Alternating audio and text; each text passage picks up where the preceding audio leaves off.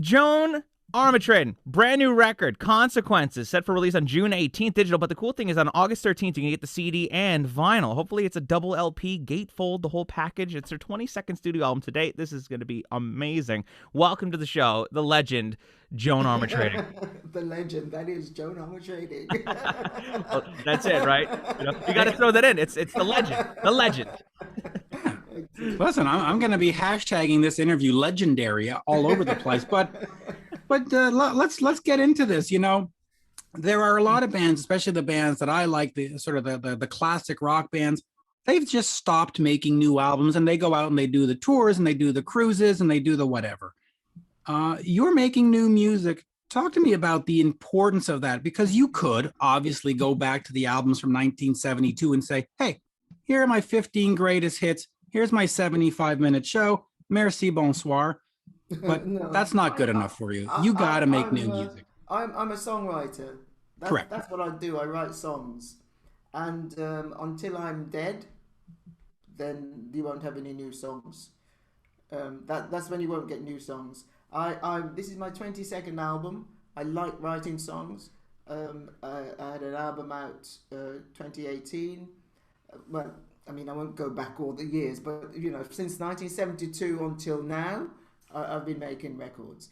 I see no reason to stop. I love to write. I see no reason to stop writing. I want to present new music. I don't want to. I love all the stuff I've done. I mean, I did them. Right. And I really like them, but I don't want to just have that. I want to always be presenting new things to myself, let alone the audience, but to myself. I want to challenge myself. I want to see, how much better can I get? Because that's what I'm trying to do all the time. I'm trying to get better at what I do all the time, whether it's writing a song, playing the guitar, playing the keyboard, whatever it is I'm doing, writing lyrics. I want to get better at that. So the only way to do that is to keep going. Yeah, and I was listening to the record that you put out in 2018 and listening to the new single now. In the press release it says it's a little bit different from the stuff you've done before, but I'm listening to sound like it just sounds like Joan. Well, it should sound like Joan because it is Joan. Yeah. But I hope you're not saying it all sounds exactly the same. No, Because that not would at be very all. disappointing. Well, I went back and I was listening to the 76 record, the self-titled record, and songs like Fire and Join the Boys, it came up in my Spotify shuffle and I was listening and I'm like, man, these are just such great songs. And then Yeah. when you do listen to the new stuff, it still has a bit of a nostalgic kind of feel to it, which is good from a fan's perspective because I'm like, oh yeah, it's still Joan. Yeah, I'm going to have to disagree with you a little bit because I don't think it sounds nostalgic. Hmm. But if you want to, as a 26-year-old, then you're allowed to. Well, no, Right. I don't mean that in a bad way. It's sort of like, how would I describe that? It's like it has a It sounds classic. right. Let's just put it that way. Yeah. No, I didn't Let me mean it get in a disparaging way at disparaging. all. Like it just sounds. It still sounds fresh and it Why sounds don't you new, just but say, there you go. Why don't you just say it still sounds good and fresh and yeah, There you not, go. exactly. No, I didn't. because I didn't mean because it sounds that's what like. so to me that's what it sounds like. It Yeah. sounds as if it's of now and not somebody who's old trying to be Relevant or whatever. Yeah. But Yeah. let me ask you that, because you say that everything you're doing, you're trying to get better. You're trying to get to be a better keyboardist and guitarist. And how has the songwriting changed? Is your process different? Is the topics, are the themes different? How do you approach the songwriting for a new album, especially, in a pandemic context in 2021? well, the pandemic didn't affect me because the way I work now for this album is the way I always work. Is So there's that the been no studio you different. have on your compound? I'm sorry. Do you have a home studio? Because I think I read that somewhere. I've got a studio. It's not Yeah. in my house, but I have a studio. But the way I write is I used to write whatever came to me. Sometimes words first, sometimes music, sometimes the guitar, piano, riff first, whatever. So whatever happened fell into what I would write, and I would also. If I felt like writing a pop song followed by a jazz song followed by a reggae song followed by a country sounding song, that's what I would do. And then in 2003, I decided that since I used to play everything on my demos anyway, I decided this is the time to play everything on my album. So from 2003 till now, I play everything. Oh wow. So I play, but I always engineered everything when I did my demos. So now, having decided that I was going to play everything on all the albums, I also engineer the albums as well. So I'm the only person I'm the engineer, I'm the producer, I'm the arranger, the songwriter. Wow. So You're you're actually going to the drum kit, setting up the kick drum mic, and Well, I don't. putting the SM57 on the Oh, snare. sorry, I'm sneezing. It's hay fever. I can play the drums, but I'm not good enough to play the drums on my records. So I program the drums. Oh, okay. So Are you working in Pro Tools or Logic? Logic, Nice. yeah. It's amazing how far recording. So to finish this thing, what I decided then about 2003 was I wanted to kind of do some different things. So I decided to play everything myself on the records. And then I thought, well, it'd be nice to do like a trilogy. So I did a blues, rock, jazz trilogy. So the first record was just blues, second one was just rock, second one was just jazz. Then on the one before this, I thought it'd be really nice to have it sounding a little bit more acoustic. So it's very acoustic sounding. And on this one, I thought it'd be nice to be very keyboard, so it's very keyboard sounding. Yeah. And for the last album and for this album, both albums, I wrote all the words first before touching any music. So no music, no thought of music, just the lyrics for the last album and this album. And that's how I went about it. So I just try and give myself different things to do, just to try and stay fresh. Yeah. Yeah, stay fresh. There's the word. Let me ask you about that. Now and relevant, and remember that it's 2021 and not 1972. But let me ask you about that. Since you write the lyrics first, are you writing these sort of as poetry, and then you take sort of the best? No, okay. So It's the lyrics. Okay, and I'm curious about that because you always hear about, I had a melody in my head and then I stuck the word. So how does that work? Are you not working with a melody in your head or wow? No, I'm not working. No, I mean, that's why I went through that explanation of before the last album and this album of writing all the words first before thinking of music. I would write words and music together, or words first, music first. So it's always swapping. It was never the same thing all the time. But this time, for the last two albums, I've decided I want to write the words first and not think about music. I don't know what I'm going to do for the next album. I don't know if I'll go back to how I've always done it. But no, I didn't think of music. I purposely, on both of those albums, purposely didn't think of melodies at all. I just wanted to write the words, think of the words as things that you could just read away from music. So right. By the way, for your next album here, I have a thought for you. Okay. The songs of Mitch and Jeremy. So we'll write everything and you'll sing it. Oh, it'll be so fresh, Joan. It'll be terrific. You know what, Joan? I mean, from a recording perspective and a music writing perspective, I mean, there must be some challenges that come along with just writing words. Because I mean, obviously you're trying to write music. Usually it's the other way Don't try around. and put stuff into my head. I'm absolutely fine writing words first. Yeah. I don't need to panic about anything. Oh, good. I kind of know what's going to happen. Well, so speaking of your head, you collaborated with Queen on a song called "Don't Lose Your Head" on their "A Kind of Magic" album. Talk to me about that. How did that come about? Were you sort of hanging around the same circles and you said, let's do something together, or did they phone? Okay. We were in the same studio. We were both recording at the same time, and Roger Taylor just came over to my studio and said, "Joan, do you want to come and talk this thing on this thing?" I said, "Okay." So I finished what I was doing, then I went over, did that, and then went back to my studio. It was simple as that. Wow, hanging with Queen. Yeah. I could handle that. That's not a bad thing. Talking about Queen, Joan. I've seen your name pop up in guitar magazines over the years, and you're often mentioned among the lights of like Eric Clapton and Jeff Beck. And I think that you're one of the coolest guitar players because a lot of your guitar playing is very rhythmic. It's got a very attacky sort of rhythmic kind of feel to it. Between the acoustic stuff, and I know you're a Strat player. I'm a Strat player too. So, talk to me a little bit about guitar, for example. I mean, on these records, you did say that you wanted to write the words first on these last two albums, but Where does the guitar come in, and how important is the guitar to you? Well, it comes in after I've written the words. Right. That's how it comes in. The guitar is very important to me. I mean, I think it's a challenging instrument to play, and it's a long learning thing. And as I say, I try and get better all the time. I feel as if I'm starting to get better. But I like playing the electric. So I play the Strat, I play Gibsons, I play the Variax guitar, I play Tom Anderson guitars. I play whatever guitar feels right, you know, Squire bass. I play whatever feels really nice. Yeah. And sounds good. And as when you write and you're using an instrument, quite often you find that you have to change. You might think, oh, the Strat will sound good on this song, but when you start to play it, actually that's not the right guitar, so you have to change to something else. So might have a Martin acoustic for one thing, and then go back to the Ovation for another thing. So you have to hopefully have those guitars that you can do that, but you try and work with whatever sounds really good. Yeah, it's all about the tone. I like playing lead guitar as well. Yeah. Do you have one guitar that you sort of gravitate towards all the time when you're writing? No, I mean, because did you just not listen to what I just said? Well, no, I mean, listen, you're sitting around at home, you have 1,000 guitars, but you always go and grab one. I mean, what's the one special one? Because when, as I just said, when you're writing...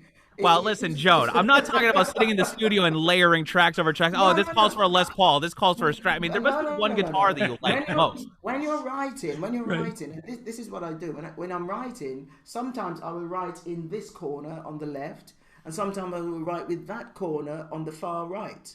Because when you're in different places, different things happen. So if you pick up one guitar to write a song, writing the song with that guitar might not be as good as writing it with another guitar. So I can't say about you, but I do. I change guitars when I'm writing. I don't write on the same guitar. Yeah. Because the same guitar might give me the same sound all the time, the same thought process all the time. So I do change guitar. You got to listen to me.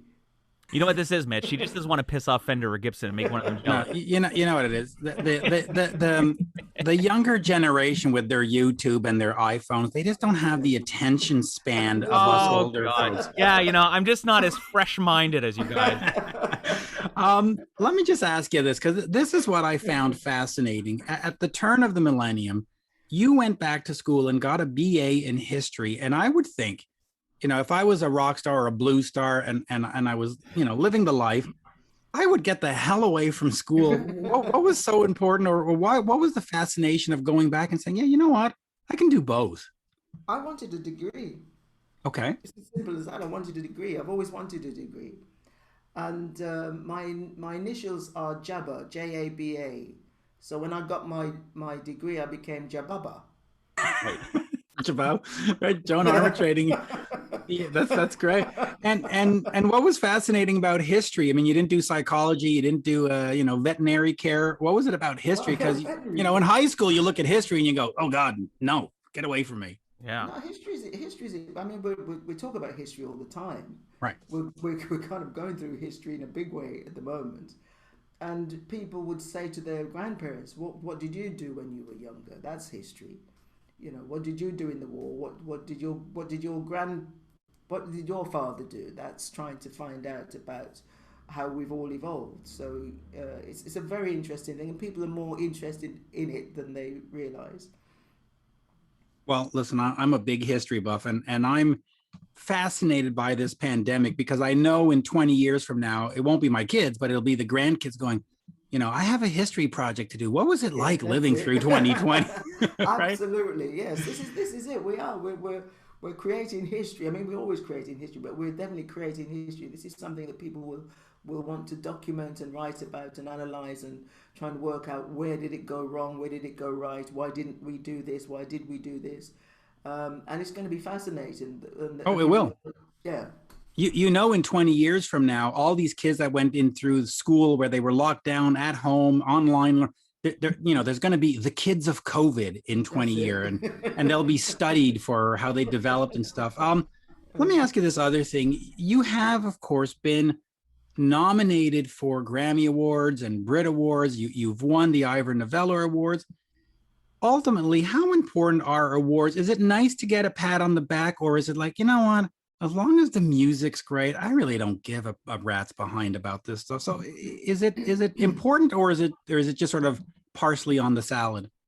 No, it's important Okay. because it's people saying to whichever artist, we admire your work, we like what you're doing. This is the only way that we can show appreciation. You know, it's not like the public buying the albums. That's really seriously important. But when the industry is saying we think what you're doing is really good as well, and this is the way we can show it by giving you this statue, this plaque, whatever. And you know, sometimes I hear artists say they don't care, but I think they do. Probably, maybe when they haven't been nominated or haven't won, uh, they say that. But I think it's nice. It's really nice. It is. You know, yeah, it's great. And you're right, by the way, especially with the Rock and Roll Hall of Fame, when they're not in, they're like, oh, it's fake, it's not important, who cares? It's a bunch of people at Rolling Stone. And then as soon as they get in, they're like, oh, this is terrific. It's the Yeah. greatest on. It's like, what are No, you talking it's a about? wonderful thing. It's a wonderful thing. It's you know the audience is king. The audience is who makes you. Without that audience, you have no career. I talk about having a long career, but it's not me that's had the long career. It's the audience that's allowed me to have the long career. So you've got to be really appreciative of the people who are fans and who love your music and follow you. But at the Do same you time, you've got to be appreciative of the people in the industry who like your music as well. do you think of that in terms of the fans and how to keep them engaged over a lifetime, or do you just think I'm just going to make great songs, and if they Yeah, listen, they listen, and if they don't, they don't. But here I that's am all I can 50 do. years later. Yeah, that's all I can do. I Okay. can't hold everybody's hand. I can't force people to like what I do. I can't force them to think I'm fresh and young. I can't force, I can't force them. I can't force them to think she's still relevant. Hip But and happening. I can present what I do and hope that people will like it. At the time of writing, I actually couldn't care less what anybody thinks. At the time of Right. writing, I'm not interested in anybody else. All I want to know is, do I like it? Am I happy with this melody, with these words? Am I happy with the way that the arrangement of the songs? Am I happy with the sound of it? Does it all fit together? Does that song go really nicely into that next song? Does the instrumental work in this album? That's all I'm interested in. Once I've done it and I've presented it, then I have no control. It's all up to the people who will hear it, and they'll decide this is a load of rubbish. We're not interested. Let's leave it. Oh, Or this is terrible. great. This is great. Jones come up trumps. Well, you That. see, I'm already there when it comes to thinking it's great, and the new single is fantastic. Let me just focus on the promotion part. Normally when you put out an album, the record company does a push. Well, at least theoretically, they do a push. You do some interviews. You go on out. You do a tour, and that's sort of the album cycle. What are some of the challenges you're facing in promoting this album? Because I mean, we're doing the interview today, but I can't go see you in Montreal tomorrow. I can't go to London and see you tomorrow. How do you promote this in sort of this new context? Well, you promote it kind of as we're doing. We've always had radio interviews and television interviews. So we have everything. Isn't always face to face. In terms of touring, I decided that I didn't want to tour extensively anymore. So I'm doing a live stream concert. So if people go to my website, they'll see the link to get the tickets for the live stream. And I'm really happy to do that. I'm quite excited actually to do it Mm, because it is playing live. It's going to be great. yeah. And we're rehearsing and we're loving it. We're all loving it. We're all in our respective homes. We're not together. So each player is in their home, and we use a thing called Jamulus. I don't know if people have heard of it, but it's a Yeah. really good piece of software. And it has its bugs. You can get a lot of build up of Well, information and static, you got to have really fast internet too. yeah. As long as you've got fast internet, it works, and you don't use it over Wi-Fi. Go straight to the Ethernet cable, so it's direct. But it works really good. So that's how we're rehearsing. And it's great. It's great to be playing live. But I wasn't planning on doing any tours with this album. I wasn't Mm-hmm. planning on doing any touring with this Oh, that's album. too bad because the last time I saw you was in 2008 uh, with Cyndi Lauper. You came out to Toronto, and that was terrific. Yeah, that was a one-off because I was on tour. Right. I wasn't working with Cyndi Lauper. That was just a one-off gig, Gig. Well, it one-off was, thing. Yeah. yeah, well, it was always great. In terms of what have we learned now with the live stream that you're talking about, is that it is playing live and it is you are having a good time, but is it the same as standing in front of fans? I mean, Well, it do you won't be. need it won't It be. won't be. We haven't done the gig yet, but it won't be because there won't be an audience.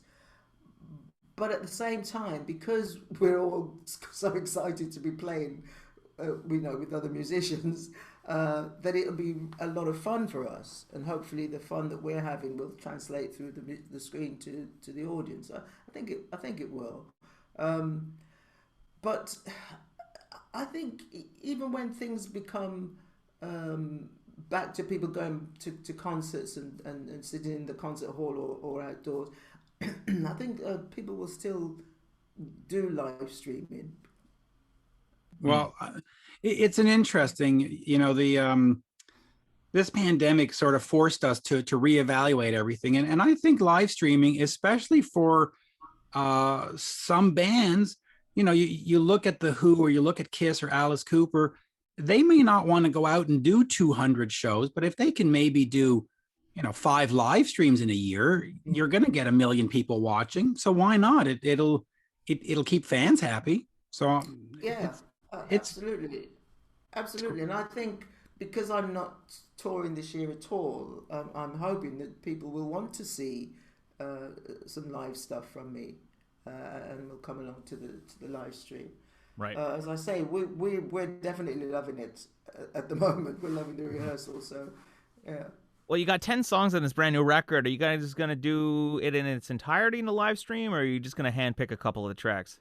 No, on the last tour, I supported myself, so I played the whole of the album as the support, Mm. and then came back on and did uh, older songs. With the band. Um, but the way I've always worked is to play songs from as many albums as I can. So you'll always get new every tour that I do. You always get new songs because I have a new album. So you'll always get new songs, but you'll always get songs that people know as well because that's I don't think it doesn't feel right to me to just play new songs. People want something that they kind of know a little bit. Yeah. And Right. But at the same time, I wouldn't want to just have to play new songs, and I wouldn't want to have to just play old songs. old songs either, yeah. But and I'm going to wrap up with one question, which is really based out of curiosity as a fan, because living in Canada, I never really got. In fact, I never got to see the Old Grey Whistle Test All right. on TV. But now you've had legendary performances by everybody who's everybody, and you were on there in '75. Well, what was so special about that show that here we are in 2021 and there's live DVDs and there's YouTube? What was so fascinating about that particular show? I think any era that turns up a lot of really good artists in a bunch becomes special. And you have, if you look at people like Amy Winehouse, that's not that long ago. But when you get a special artist come along, that artist will last for a long time. You'll be hearing about Amy Winehouse 50 years from now, for sure. She was too good to not be still hearing about her. Fully agree. And I think that's all that is. It's people appreciated that particular style of music, those particular groups, those particular individuals. They liked them. They were strong, which makes them lasting. Which is why I brought up Amy, because she's strong and she's lasting. So I think it's just as simple as that. As simple as that. Legendary. Awesome stuff. Well, you can pre-order Consequences now, available wherever music is sold. It's coming out June 18th, and you get a physical product August 13th. CD. What's the packaging going to be like, Joan? Is it going to be like a double LP gatefold vinyl, or?